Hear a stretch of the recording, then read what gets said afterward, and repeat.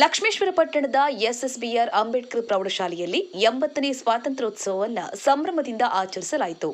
ಕಾರ್ಯಕ್ರಮದಲ್ಲಿ ಸಂಸ್ಥೆಯ ಅಧ್ಯಕ್ಷರಾದ ಹನುಮಂತಪ್ಪ ಅವರು ಧ್ವಜಾರೋಹಣ ನೆರವೇರಿಸಿದರು. ಬಳಿಕ ಮಾತನಾಡಿದ ಅವರು, ವಿದ್ಯಾರ್ಥಿಗಳು ಸ್ವಾತಂತ್ರ್ಯ ಹೋರಾಟಗಾರರ ಆದರ್ಶವನ್ನು ಜೀವನದಲ್ಲಿ ಅಳವಡಿಸಿಕೊಳ್ಳಬೇಕು.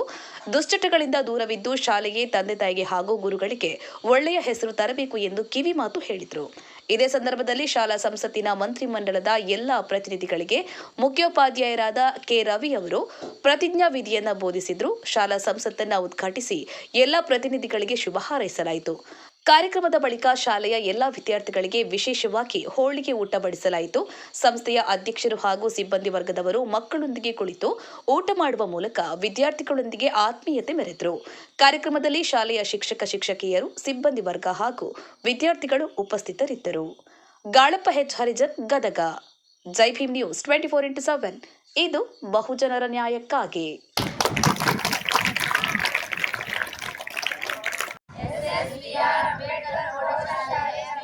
ಶಾಲೆಯ ವಿದ್ಯಾರ್ಥಿಯಾಗಿದ್ದು 2026-27ನೇ ಸಾಲಿನ ಶಾಲಾ ಸಂಸತ್ತಿನ ಪ್ರಧಾನಮಂತ್ರಿ, ಶಿಕ್ಷಣ ಮಂತ್ರಿ, ಅಕ್ಷರ ದಾಸೋಹ ಹಣಕಾಸು ಮಂತ್ರಿ,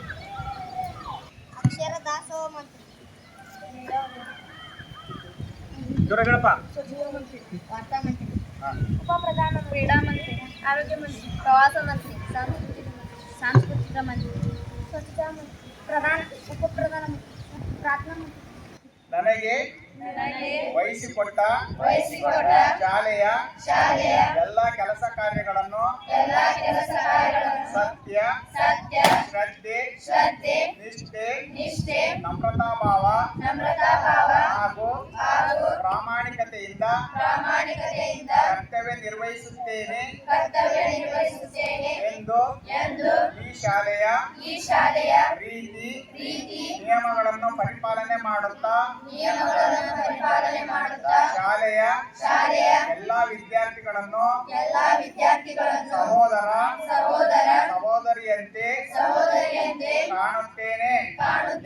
ಶಾಲೆಯ ಎಲ್ಲಾ ಚಟುವಟಿಕೆಗಳಲ್ಲಿ ಎಲ್ಲರೂ ಸಕ್ರಿಯವಾಗಿ ಪಾಲ್ಗೊಳ್ಳಲು ಪ್ರೋತ್ಸಾಹಿಸುತ್ತೇನೆಂದು ಹಾಗೂ ಶಾಲೆಗೆ ಮತ್ತು ಶಿಕ್ಷಕರಿಗೆ ಮತ್ತು ಸಂಸ್ಥೆಗೆ ಗೌರವ ತರುವಂತೆ ಕಾರ್ಯನಿರ್ವಹಿಸುತ್ತೇನೆ ಎಂದು ದೇವರ ಹೆಸರಿನಲ್ಲಿ ಪ್ರಮಾಣ ಮಾಡುತ್ತೇನೆ.